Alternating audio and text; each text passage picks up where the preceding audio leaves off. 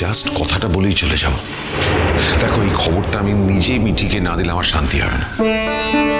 তুমি কিন্তু না এলেই ভালো করতে। আমি জানি তুমি কেন বলছো কথাটা, কিন্তু এত ইম্পর্ট্যান্ট একটা খবর, এত গর্বের, এত আনন্দের, এটা আমি নিজে মুখে খবরটা মিঠি।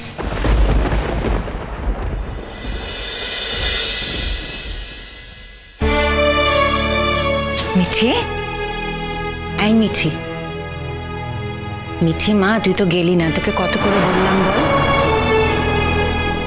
এতদিন তোরা তোদের মাকে গর্বিত করেছিস, আর আজ আমি তোদেরকে গর্বিত করতে পেরেছি। তোর মা ফার্স্ট প্রাইজ পেয়েছে। কিরে দেখা, এই দেখ, আর এই দেখ 5 লাখ টাকা মায়ের নিজের রোজগার, ফার্স্ট প্রাইজ। এই দেখ, কি ফিলিং প্রাউড না? এই খবরটা আমি যদি তোকে নিজে না দিতাম আমি শান্তি পেতাম না। দেখ, আমি না ছট করে এই বাড়িতে আসতে পছন্দ করি না, তুই জানিস কেন, তাও জানিস। তার কারণ কয়েকজন চায় না আমি এই বাড়িতে আসি, কিন্তু এই খবরটা আমায় তোকে দিতেই হতো। এই যে তুমি বলো নতুন দা, বাড়িটা তো তোমার, তুমি যখন ইচ্ছে এখানে আসতে পারো।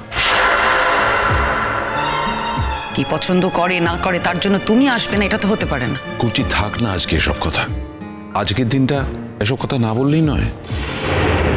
তুমি কি মা, হ্যাঁ কি মা, দেখছো এত বড় একটা দুর্ঘটনা ঘটে গেছে মেয়ের জীবনের ওপর দিয়ে, মেয়েটা মুখ কালো করে ঘুরে বেড়াচ্ছে, খায় না দায় না, আর তুমি চলে গেলে, হ্যাঁ সেখানে আনন্দ করে আবার বাড়ি ফিরছো।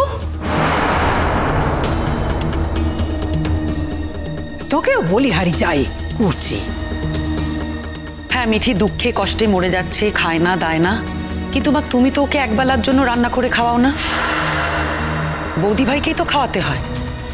কে বলেছে, কে বলেছে আমি রান্না করে খাওয়াই না? হ্যাঁ এই তো জিজ্ঞেস কর না, সর্ষে পটল করে দিয়েছি।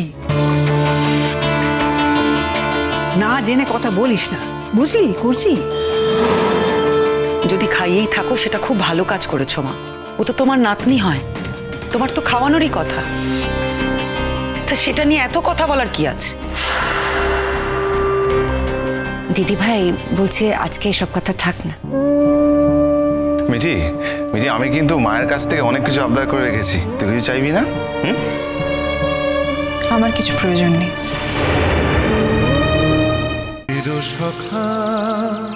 চিরসখা সোম থেকে রবি প্রতিদিন রাত 9টায় স্টার জলসায় ও জিও হটস্টারে।